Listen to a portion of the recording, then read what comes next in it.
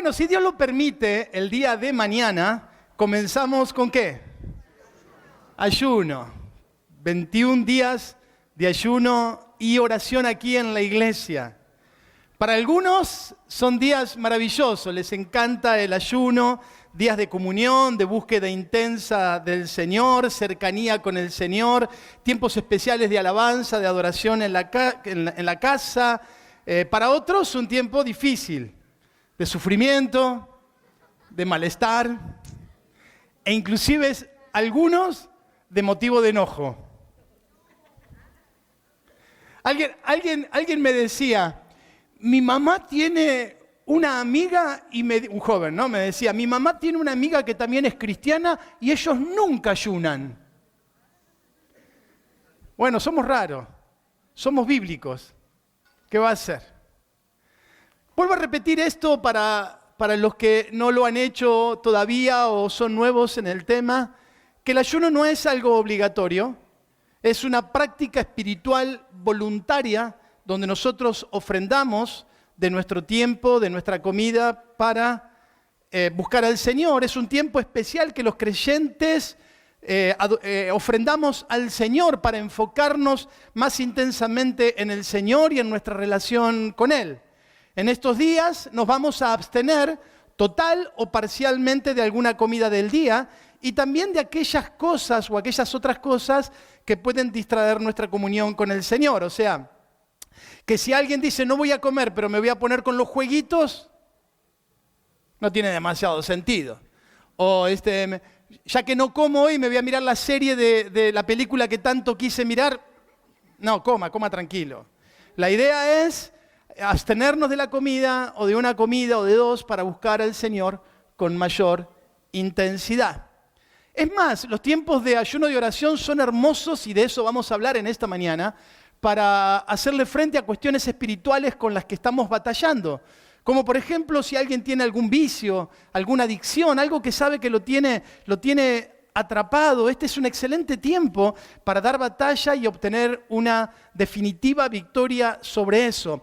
Porque si usted puede abstenerse de comer, está ejerciendo uno de los detalles o una de las evidencias del fruto del Espíritu, que es el dominio propio. Yo puedo dominar mis ganas de comer y ofrendarlas al Señor y por lo tanto voy a crecer en mi fuerza para vencer otro tipo de situaciones u otro tipo de vicios que están perjudicando mi vida. El enfoque para estos días es la oración, la adoración y la lectura de la palabra de Dios durante la mayor parte del tiempo que se pueda.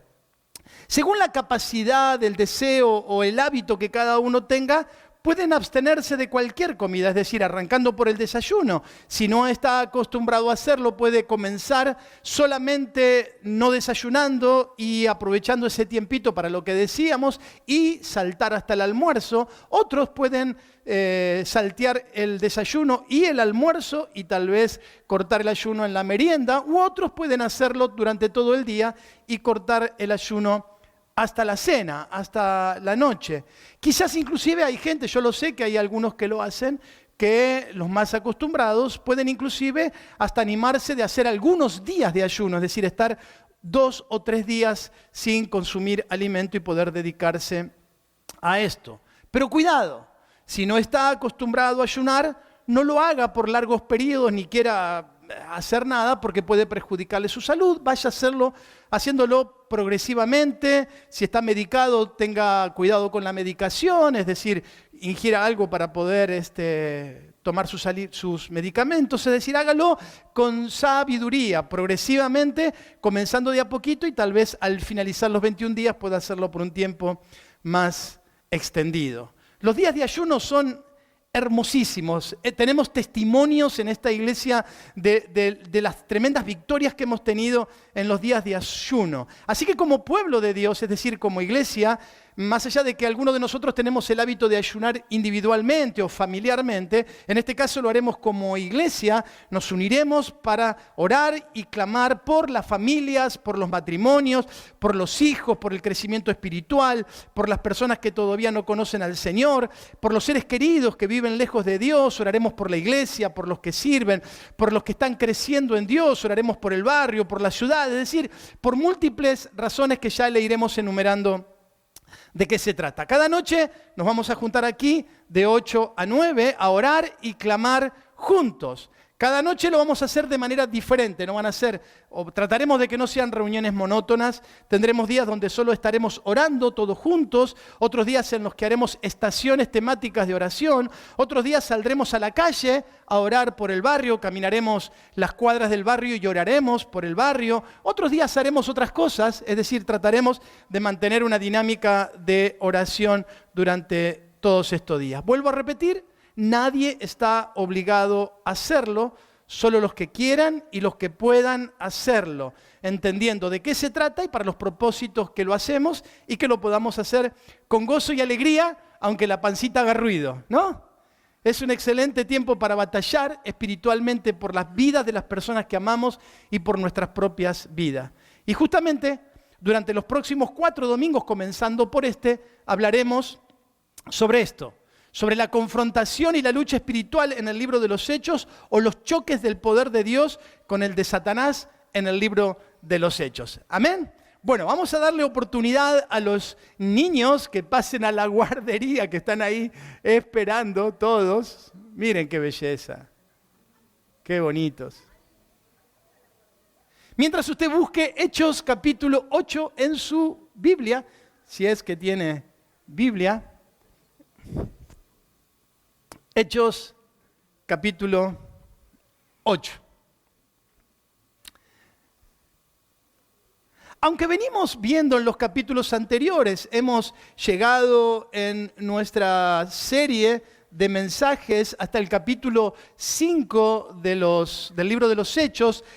Terminados los 21 días de ayuno, retomaremos la serie en el capítulo que nos quedamos ahí detenido, que es el capítulo 5, y comenzaremos a predicar o a enseñar a través o a partir del capítulo 6. Pero vamos a saltear algunos capítulos para los fines que tenemos con esta serie, dentro de la serie, que es la batalla espiritual en el libro de los Hechos. Ya vimos, decía, en los capítulos anteriores que hay una oposición al desarrollo del Evangelio. Los apóstoles han sido puestos presos, les han prohibido que predique el Evangelio, los religiosos se levantan, inclusive nos dice de que fueron azotados, de que fueron encarcelados, de que fueron golpeados para que dejen de hablar acerca del Evangelio. Es decir, que ya la iglesia está sufriendo alguna clase de oposición y de batalla contra el reino de las tinieblas, en esos casos a través del sistema religioso y a través del sistema que estaba teniendo potestad en el templo en ese momento. Sin embargo, en el capítulo 8 nos encontramos con el primer episodio de un choque frontal con las fuerzas del enemigo, con las fuerzas del diablo, con la fuerza de Satanás, y sobre este capítulo quiero que nosotros podamos meditar en esta mañana. Voy a leer una porción de esta historia para que podamos comprender de qué se trata. Comienza diciendo el capítulo 8, Saulo estuvo de acuerdo con la muerte de Esteban y ese día se desató una gran persecución contra la iglesia que estaba en Jerusalén y muchos se dispersaron por las tierras de Judea y de Samaria, menos los apóstoles. Y mientras que unos hombres piadosos levantaron a Esteban y lo enterraron y lloraron mucho por él, Saulo hacía destrozos en la iglesia, entraba a las casas y arrastraba a hombres y mujeres y los llevaba a la cárcel. Pero mientras tanto los que habían sido dispersados iban por todas partes anunciando el Evangelio. Fue así como Felipe llegó a la ciudad de Samaria y allí les predicaba a Cristo. Toda la gente escuchaba con atención lo que decía Felipe y oían y veían los milagros que hacía. Muchos de los que tenían espíritus malignos eran sanados y los espíritus salían de ellos lanzando fuertes gritos. También muchos de los cojos y paralíticos quedaban sanos. Y había una gran alegría en toda la ciudad. Había en Samaria un hombre llamado Simón, que antes había practicado la magia y con ella engañaba a la gente, pues les hacía creer que era muy poderoso. Todos, desde el más pequeño hasta el más grande, lo escuchaban con mucha atención y decían que era el gran poder de Dios. Y creo que subraye esto, ¿no? En el capítulo 10, la gente decía que ese poder que tenía Simón era el gran poder de Dios, pues con sus artes mágicas había captado su atención y por mucho tiempo los había engañado. Pero muchos hombres y mujeres se bautizaron cuando creyeron las buenas noticias de que Felipe les anunciaba del reino de Dios y del nombre de Jesucristo. Incluso el mismo Simón creyó y se bautizó y siempre andaba con Felipe y lleno de asombro veía las señales y los grandes milagros que Felipe hacía. Los apóstoles que estaban en Jerusalén se enteraron de que en Samaria se había recibido la palabra de Dios y enviaron a Pedro y a Juan. Cuando estos llegaron, oraron por ellos para que recibieran el Espíritu Santo, porque el Espíritu aún no había descendido sobre ninguno de ellos, ya que solo habían sido bautizados en el nombre de Jesús. En cuanto les impusieron las manos, recibieron el Espíritu Santo. Y al ver Simón que el Espíritu Santo se recibía por la imposición de manos de los apóstoles, les ofreció dinero y les dijo: denme también a mí este poder para que cuando yo imponga las manos sobre cualquier persona, ésta reciba el Espíritu Santo. Al oír esto, Pedro le dijo: que tu dinero perezca contigo si crees que el don de Dios puede comprarse. Tú no tienes nada que ver en este asunto porque en tu interior, en tu corazón, no eres recto con Dios. Arrepiéntete de tu maldad y ruega a Dios. Tal vez te perdone por ese mal pensamiento. Por lo que veo, estás en mano de la amargura y la maldad. Simón respondió: rueguen por mí al Señor para que no me sobrevenga nada de lo que han dicho. Y después de haber testificado y proclamado la palabra de Dios, ellos volvieron a Jerusalén y en muchas poblaciones de los samaritanos anunciaban el Evangelio. Quiero que cerremos por un momento nuestros ojos y vamos a orar. La palabra es una palabra con profundo contenido espiritual y oramos al Señor para que Él pueda tomar control de nuestros pensamientos, de nuestra vida, de nuestras distracciones y podamos tener un momento con su palabra donde nuestra vida sea confrontada con la verdad de Dios. Señor, gracias por esta mañana, Dios. Queremos rogarte, Espíritu Santo de Dios, que tomes esta palabra y la impregnes en nuestros corazones, Señor. Señor, que vos puedas disipar toda obra de las tinieblas en esta mañana, en este lugar, que puedas tomar control de los aires, puedas tomar control de nuestros pensamientos y tomes control, Señor, de nuestros corazones. Que puedas revelar a nuestra vida la verdad, Señor, que querés enseñarnos en esta mañana y que vos prevalezcas en esta mañana sobre todo pensamiento, sobre todo lo que hemos aprendido mal, sobre todo lo que el diablo nos ha engañado y en esta mañana podamos salir libres de este lugar para la gloria y la honra de tu nombre. En el nombre de Jesús, amén y amén. Los primeros versículos de este capítulo 8 nos habla acerca de la persecución que la iglesia estaba recibiendo. Recuerdan que cuando predicó el pastor Alberto Castro, el hermano de San Luis, él dijo que Hechos 1.8 se termina de completar con Hechos 8.1 y ya lo hemos visto esto en varias oportunidades, inclusive lo hemos visto en el instituto bíblico que tenemos en la iglesia.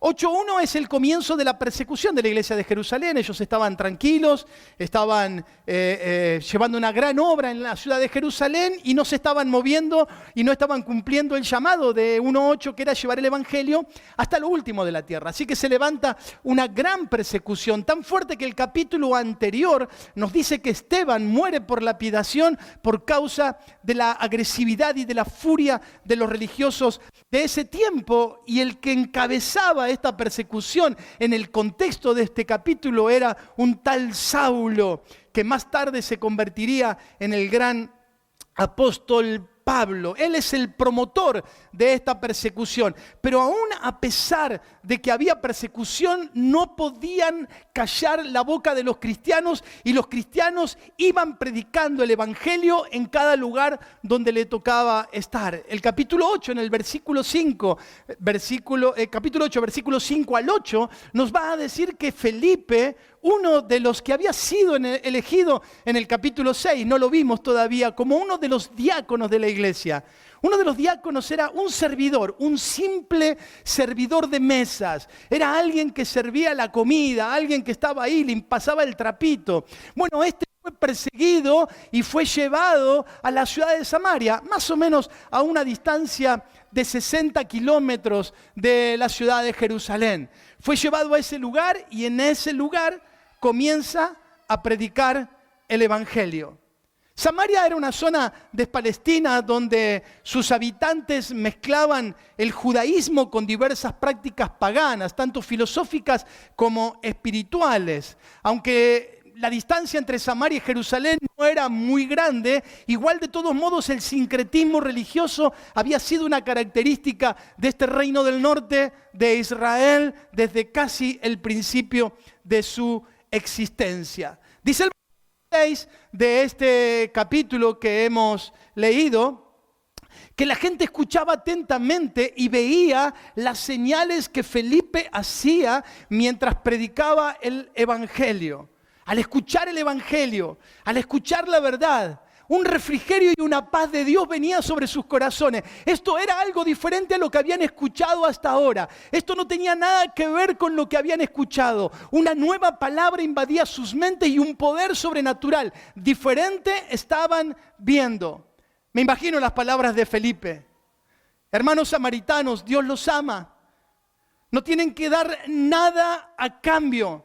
Él ya lo hizo todo por ustedes. Solo deben arrepentirse y venir a Jesús con el corazón dispuesto y Él les va a dar salvación y vida eterna. Y esta conjetura la saco porque es el mensaje que predicaron los discípulos o los apóstoles en los capítulos anteriores. Un llamado al arrepentimiento y a correr a los pies de Jesús. Felipe no sería diferente en su mensaje. Llamaría a los hombres de Samaria al arrepentimiento y a correr a los pies de Jesús. Ante la proclamación del evangelio, dice el versículo 7, que los espíritus inmundos salían de las personas y muchos eran sanados. Liberación y sanidad iban juntos. Es probable que en algunos casos estas dos cosas estuvieran íntimamente ligadas o que tuvieran alguna relación, ya que sabemos por los evangelios y por la experiencia que algunas enfermedades pueden ser causadas por problemas espirituales o por la presencia de espíritus inmundos.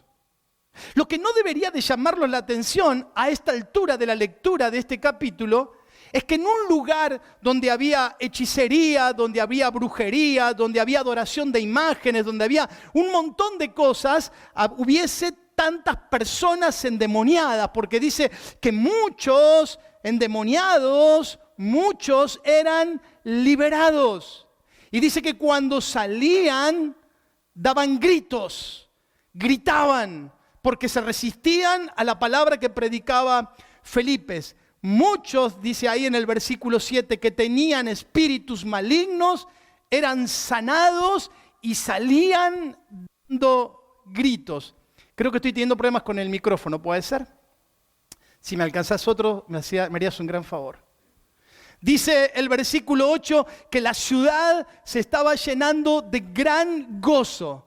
La ciudad se llenaba de gran alegría, porque al final del camino lo que trae el evangelio es esto: trae libertad, trae gozo, trae paz, trae liberación. Eso es el evangelio.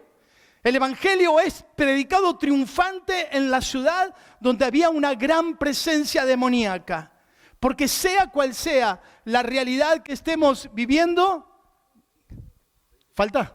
Bueno. Sea cual sea la realidad que esa ciudad esté viviendo, el evangelio cuando llega a un lugar siempre prevalecerá. Y quiero trasladarlo esto a tu familia, mi hermano. Si a tu casa realmente ha llegado el evangelio, si realmente te has entregado a Jesucristo, si realmente Dios es una realidad en tu vida, el Evangelio prevalecerá en tu casa. Si vos vivís el Evangelio de verdad en tu hogar, si vos vivís de verdad el Evangelio en tu matrimonio, si vos vivís de verdad, dame un segundo, por favor. Si vos vivís de verdad, el Evangelio prevalecerá. No hay infierno, no hay demonio, no hay diablo, no hay brujo que pueda detener el poder de Dios y el avance del Evangelio. Habrá oposición, habrá lucha, porque el Señor presenta esto como una batalla espiritual. Habrá lucha. Dice el libro de Efesios en el capítulo 6 que no tenemos lucha contra seres humanos, contra carne y sangre, sino contra principados, potestades, gobernadores de las tinieblas, huestes espirituales de maldad en las regiones celestes. Habrá oposición, habrá lucha, pero el Evangelio siempre saldrá triunfante. Siempre. Aquí lo vemos. Desde el versículo 9 al 13 encontramos que el Evangelio avanza sobre los poderes del mal. El versículo 9 nos dice que había un hombre en este lugar, un mago, un hechicero, un brujo, un curandero o como quieran llamarlos. Había un mago en la ciudad que engañaba a la gente. Como dije anteriormente, la demonización o la naturalización de los demonios en Samaria era algo acostumbrado. Todo el mundo o una gran parte de la ciudad confiaba en este brujo y lo seguía. Él tenía la potestad espiritual de la región. La potestad espiritual a través de un falso poder espiritual. Seguramente en Samaria, por sus características, había muchos brujos o varios brujos. Pero Simón se destacaba por varias razones que vamos a ver un poquito más adelante. Había otros que practicaban también la brujería, pero Simón era el más importante y el ojo de Lucas, el escritor del libro de los Hechos, se detiene a contarnos acerca de él.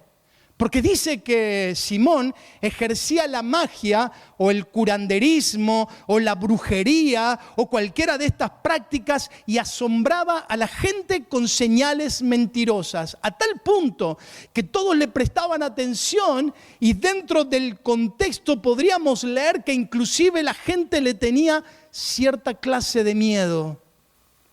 Cuidado, mi hermano. Cuidado con aquello en lo que confiamos. Inclusive, cuidado en la confianza en el horóscopo. No somos definidos nosotros por el día en el que nacimos o el mes en el que nacimos. Nos llamó la atención con Guada que algunas personas con buen corazón, con lindos gestos, se acercaron y dijeron: ah, es tu cumpleaños, vos sos de tal signo. No, mi signo es el del cielo. Porque yo estoy bajo la influencia del creador de las estrellas, no de las estrellas. Nosotros estamos determinados por la preciosa voluntad de Dios. La Biblia condena todo tipo de adivinación, inclusive los horóscopos, porque su fuente es el mismo infierno. Los cristianos no confiamos en fechas. No confiamos en objetos, no confiamos en energías, no confiamos en amuletos, no confiamos en nada parecido. No confiamos como lo hace la gente que no conoce a Dios en las espiritualidades populares como el gauchito Gil, la Virgen, la difunta Correa o lo que fuera. Eso es brujería, es maldición de Dios sobre todo eso. Aunque nosotros lo hagamos con buen corazón, Satanás se esconde detrás de eso para amargar y arruinar nuestras vidas. Tampoco ponemos la Biblia abierta en el Salmo 91 en la mesita de luz para que el Señor nos cuide. Amén. Los cristianos nos ponemos debajo de las alas del Señor. Él es nuestro protector de día y de noche. Él no descansa, Él no duerme, Él no se distrae. Nuestro Dios nos protege cuando dormimos y cuando estamos despiertos. El Señor nos protege cuando estamos bien y cuando estamos mal. El Señor está ininterrumpidamente con nosotros porque así lo ha prometido. Y su poder ilimitado jamás será superado. Por eso Pablo escribe en Romanos capítulo 8, somos más que vencedores por medio de aquel que nos amó. Y si Dios es por nosotros, ¿quién contra nosotros? Mi mamá conoció al Señor cuando sacaba la cuenta hace un ratito, conoció al Señor cuando tenía 61 años. Hace algunos años atrás hubiera dicho, era una mujer grande. Hoy digo, no sé, porque estoy tan cerca que... Pero en mi casa había de todo lo que usted se le pueda llegar a imaginar. Yo fui el primero que conoció al Señor en mi casa. En mi casa usted podía encontrar lo que a usted se le ocurriera. Dentro de la religiosidad popular, mi mamá era de ir a los curanderos, de ir a algún brujito por ahí, y lo que le daba el brujo ahí lo colgaba, y los cuadros católicos y rosarios y olivos. Ya he contado esto en varias oportunidades. Mi mamá y mi papá, pero especialmente mi mamá, fueron los que más se opusieron cuando yo conocí el Evangelio. Los que más resistencia ofrecieron cuando yo me entregué al Señor hace ya 33 años atrás. Pasaron algunos años. Yo no dejaba de orar por la vida de mis papás. Guadalupe es testigo de esto, todas las noches oraba arrodillado al lado de mi cama por la vida de mis papás. A mí me afligía el solo pensamiento de que mis papás se perdieran por la eternidad. Así que todas las noches ahí a la orilla de mi cama orando y clamando al Señor y poniendo el nombre de mi mamá y de mi papá delante del Señor. Hasta que un día ocurrió algo en la familia, ocurrió algo trágico en la familia y ese fue el día donde Dios abrió el corazón de mis padres para que conocieran a Cristo. Mi mamá conoció al Señor, mi papá conoció al Señor. Yo recuerdo haber hecho la oración de fe en la cocina de mi casa.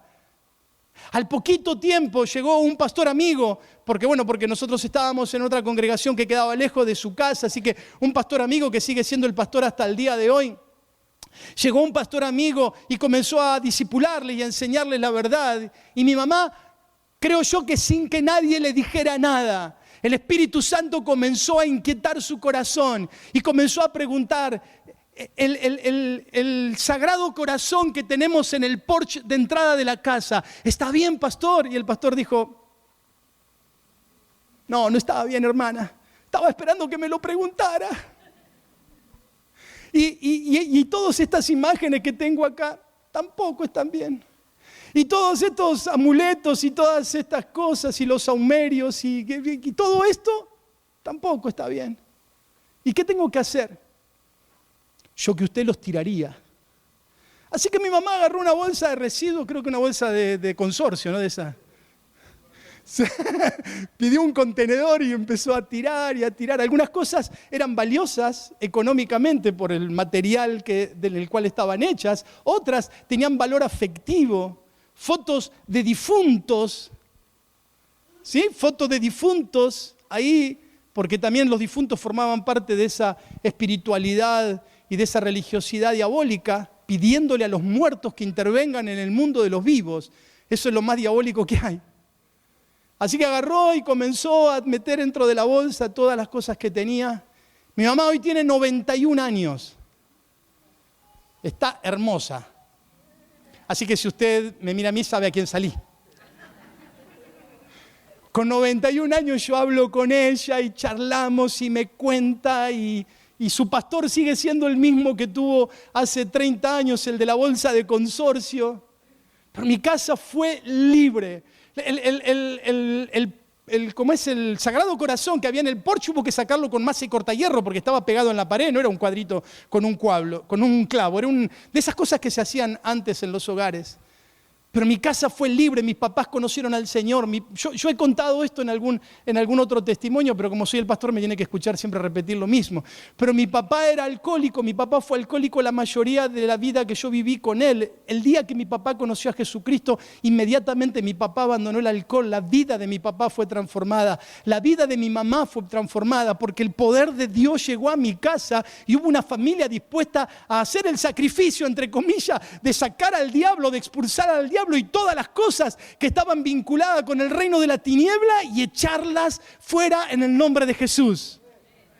Lo vamos a ver esto en el mismo libro de Hechos cuando nos toque ese capítulo, que en la ciudad de Éfeso dice que los que habían practicado la magia, los que habían practicado el curanderismo, los que tenían ídolos, los que tenían imágenes, agarraron un buen día y dijeron: no queremos saber más nada con esto. Hicieron una gran hoguera, una gran fogata en la ciudad y quemaron todo lo que había. Algunas de las cosas, por cierto, eran muy costosas, pero mucho más valioso que cualquier objeto es mi corazón y mi salvación eterna. No puede compararse al valor que puede tener cualquier objeto que puedas tener en tu casa.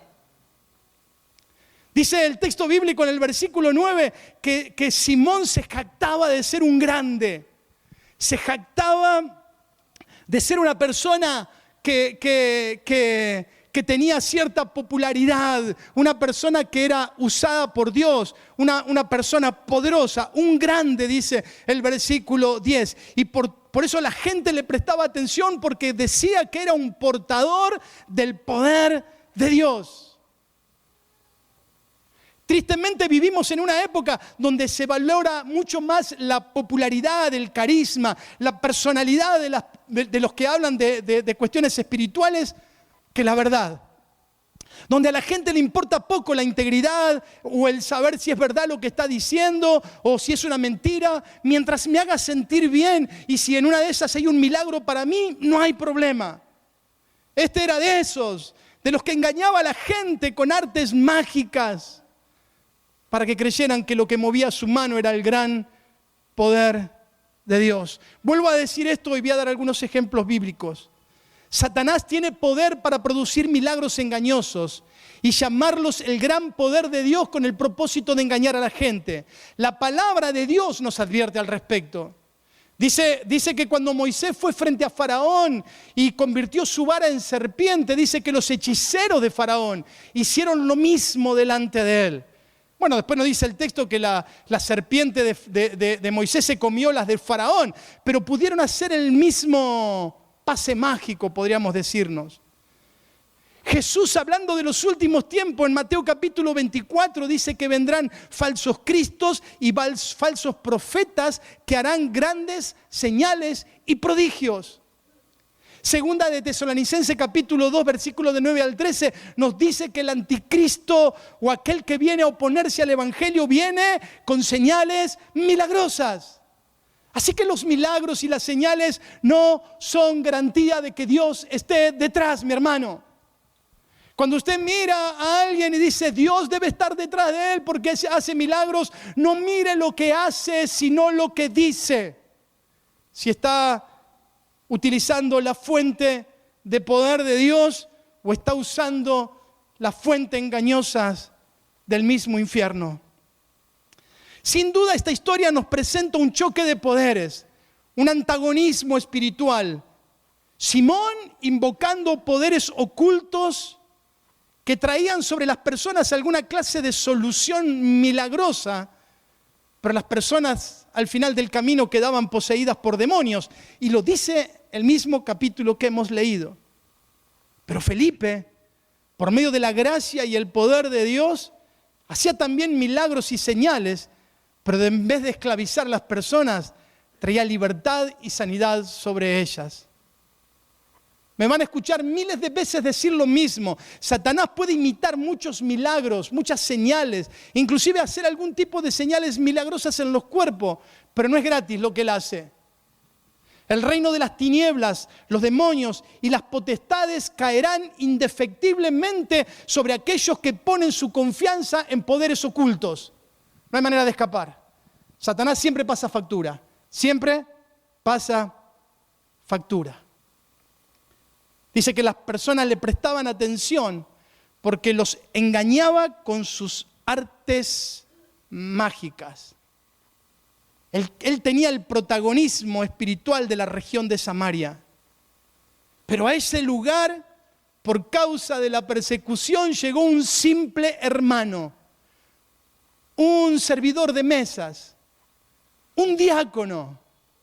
Alguien que no se caracterizaba por ser muy poderoso. Las Escrituras no nos presentan a Felipe de esta manera. Pero lo que portaba Felipe, lo que tenía Felipe en él, era sumamente superior al poder que tenía Simón, porque era el poder del Espíritu Santo en él. No hace falta ser un gran evangelista, un gran predicador, un gran pastor o un gran hermano. Si sos un hijo de Dios, si estás revestido con el poder del Espíritu Santo, el poder que vos tenés es infinitamente mayor que el poder de cualquier demonio. Aún el menor de los hijos de Dios tiene más poder que el mayor en el reino de las tinieblas. No por lo que la persona es, sino porque Dios está con él. Amén. Dice que en algún momento parece que Simón tiene un encuentro con Dios y decide bautizarse y decide seguir a Felipe. Voy a decir algo así a la pasadita porque si no me voy a quedar mucho con esta observación, pero quiero avanzar hacia el final del mensaje. La experiencia como pastor me demuestra que todos los que creen se bautizan, pero no todos los que se bautizan creen de verdad. Todos los que verdaderamente creen se bautizan, pero no todos los que se bautizan creen de verdad. Y Simón el mago es un ejemplo, porque él se bautizó, creyó, siguió a Felipe, estaba sorprendido de lo que estaba ocurriendo y parecía un discípulo cercano, porque dice que andaba con Felipe para todos lados. Versículo 13, dice que andaba con Felipe lleno de asombro por las señales que veía. Pero ocurre algo a partir del versículo 14, y es que desde la iglesia de Jerusalén se enteran de lo que estaba ocurriendo en Samaria y envían a Pedro y a Juan para que oren por los samaritanos y reciban al Espíritu Santo. Solamente voy a hacer una aclaración teológica. Los creyentes a lo largo de la historia, cada vez que han creído en Jesucristo y cada vez que han entregado su corazón a Cristo, el Espíritu Santo vino sobre ellos. ¿Está bien? La Biblia lo confiesa de esta manera. El apóstol Pablo lo dice de esta manera. Todo el que cree es morada, es habitación, es templo del Espíritu Santo. Lo que tenemos aquí es una excepción a la regla por causa de que los samaritanos no eran judíos y hasta este momento los únicos que habían creído eran judíos y ellos tenían que ver visiblemente de que los samaritanos también eran aceptados dentro del reino de los cielos. Así que lo que hicieron era orar y que recibiesen el Espíritu Santo y hubiese manifestación para que todos vieran de que Dios también salvaba a los no judíos. ¿Estamos bien hasta ahí? Dice que cuando Simón ve esto, que la gente recibía el Espíritu Santo, probablemente había señales externas de esto, y entonces él dice, yo quiero ese poder es mayor que el que yo tenía, ese poder es mayor que el que yo tuve toda mi vida, quiero ese poder, y no se le ocurre mejor idea que querer comprarlo. Así que versículo 19 dice que les dice, denme a mí ese poder para que cuando yo imponga las manos sobre cualquier persona, ésta reciba el Espíritu Santo. Y aquí tenemos un gran principio que voy a desarrollar a través de lo que me queda del mensaje de esta mañana. Simón tiene la caradurez, el coraje de querer comprar con dinero aquello que el Señor solo da por gracia.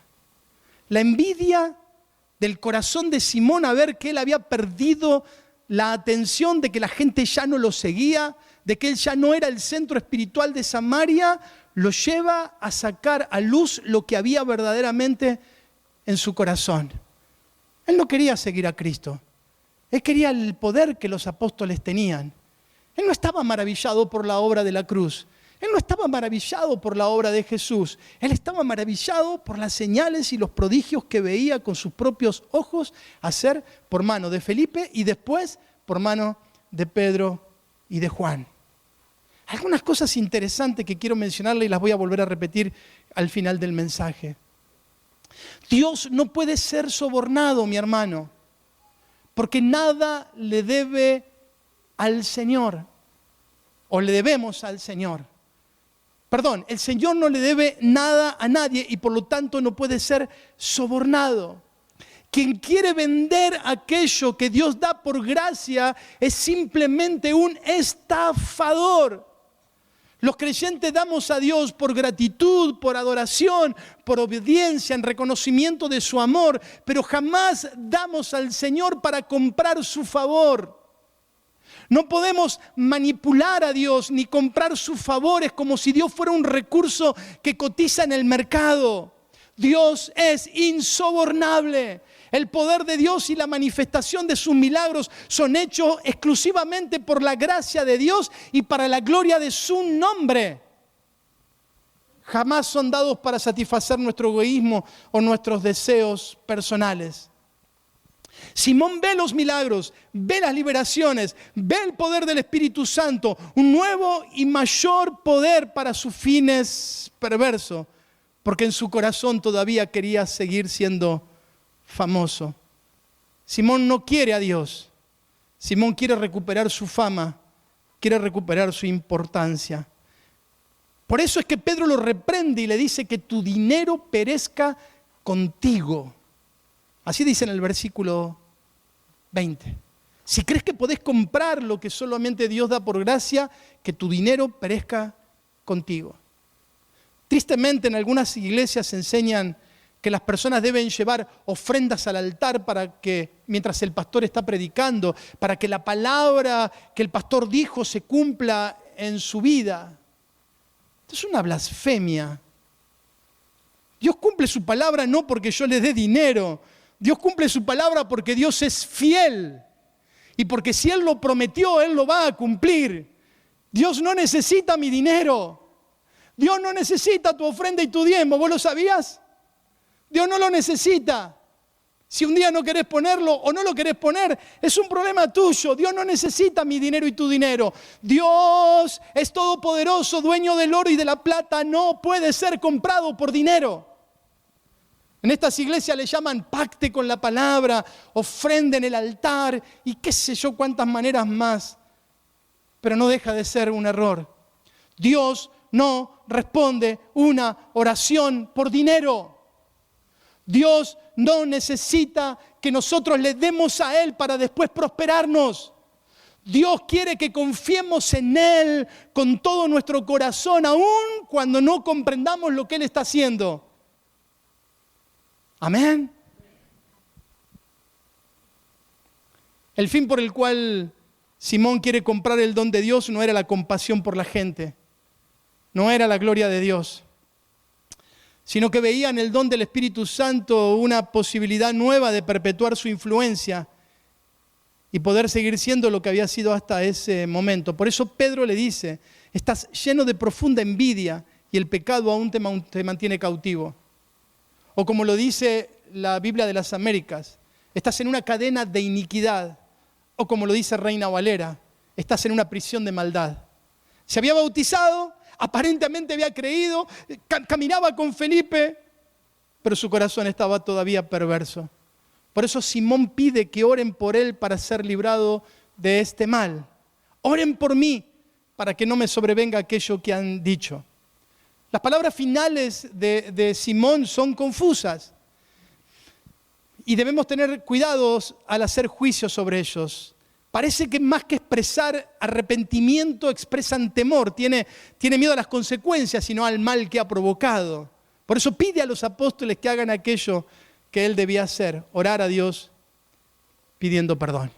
Concluyo el mensaje. El poder de Satanás y de los demonios es real. No es un invento de fanáticos religiosos que intentan traer temor a las personas y mantenerlas cautivas. El enemigo de nuestras almas se opuso al pueblo de Israel, se opuso a Jesús, se opuso a los apóstoles, se opuso a la iglesia primitiva y se opondrá a nosotros con todas sus fuerzas para que no vivamos la verdad del Evangelio. Por eso estos 21 días de ayuno y oración son una oportunidad maravillosa para hacerle frente al enemigo de nuestras almas en una verdadera batalla espiritual. Y hacer ese trabajo que dije que mi mamá hizo un día, quitar de nuestras casas, de nuestros hábitos, de nuestro contexto, todo engaño, toda mentira, todo lo que no sea de Dios. Efesios capítulo 6, versículo 12 nos recuerda que todos estamos metidos en una batalla espiritual, que no es para algunos, sino que es para todos. Y que en estas batallas contra las fuerzas espirituales de maldad no hay un gris, no hay un lugar intermedio, no hay un lugar donde yo sea solamente un espectador. O estoy de un lado o estoy del otro, y mejor que esté con el Señor, que es al final del camino el triunfador. Todos los cristianos necesitamos comprender y vivir la vida terrenal con una perspectiva espiritual, porque todos estamos involucrados en este conflicto. Si vemos la vida solamente como consecuencias físicas o naturales, el diablo nos sopapeará y nos llevará de aquí para allá sin poder defendernos y sin poder hacer nada. La batalla espiritual es una realidad donde vos y yo estamos metidos. No solo algunos, donde vos estás metido, donde tu familia está metida, donde tu casa está metida. Y mejor que te pongas a batallar en el espíritu para que el enemigo salga definitivamente de la realidad de tu casa. Algunas aplicaciones y con esto concluyo. En primer lugar, quiero exaltar la grandeza de nuestro Dios. Dios es real. Dios sigue haciendo milagros y es infinitamente más poderoso que todo el infierno entero. Él ha triunfado.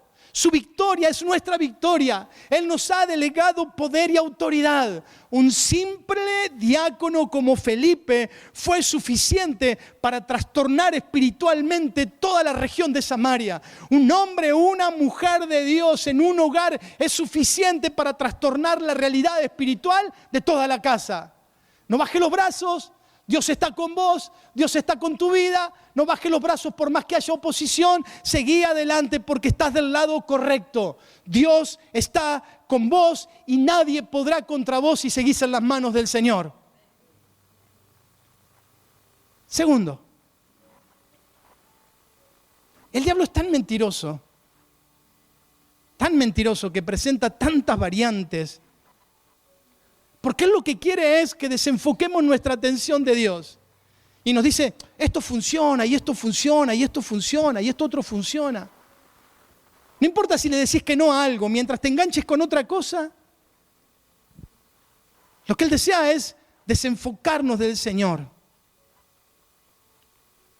Inclusive con algún mal llamado evangelio. Por eso siempre debemos estar atentos a lo que dice la bendita palabra de Dios. Porque esta es la verdad completa. Completa, completa. Tercero, no podemos manipular a Dios ni comprar sus favores como si fuera un recurso más. Porque Dios es insobornable. Es más, ni siquiera podés sobornarlo a través del ayuno. Voy a ayunar porque yo espero que... No. Fortalecé tu vida a través del ayuno. Tomá decisiones conscientes a través del ayuno. Quitá de tu vida y de tu casa las realidades que vos sabés que van en contra de la voluntad de Dios. Y Dios manifestará su poder, no porque esté obligado, sino porque le encanta que sus hijos vengan confiados a sus pies.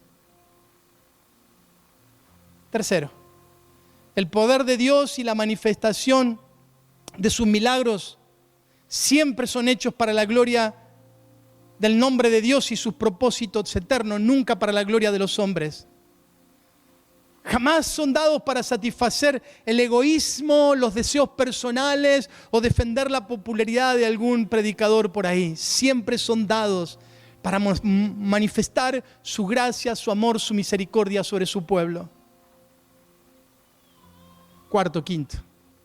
Satanás tiene poder para producir milagros engañosos. Tengamos cuidado. No porque haya un milagro, no porque haya alguna manifestación, significa que Dios esté ahí. Tengamos cuidado. Lo que nos mantiene en la dirección correcta es la bendita palabra de Dios. Y por último, busquemos siempre y en todo tiempo el abrigo de Dios. Yo me imagino que para Felipe no debe haber sido fácil predicar en Samaria. Él tuvo que salir corriendo por la persecución, él tuvo que dejar su familia, dejar sus cosas. Estaba solo, aparentemente estaba solo. Y enfrentarse frente a esa realidad no debe haber sido fácil, pero él tenía la convicción de que no estaba solo, de que Dios estaba con él. Y por eso podía hacerle frente a lo que viniera. Por eso busquemos siempre y en todo tiempo el abrigo del Señor. Quizás tengamos que pasar por situaciones difíciles, situaciones incomprensibles, situaciones injustas. Pero si estamos en las manos del Señor, Él no solo nos consolará en el proceso, no solo nos sostendrá, sino que con el tiempo comprenderemos que sus actos soberanos y amorosos siempre son lo mejor para nuestras vidas. Que el Señor está comprometido con nosotros, que no es nuestra batalla, sino que nuestra batalla es del Señor. Y si estamos en el lugar correcto, te aseguro que el Señor te dará la victoria. Amén.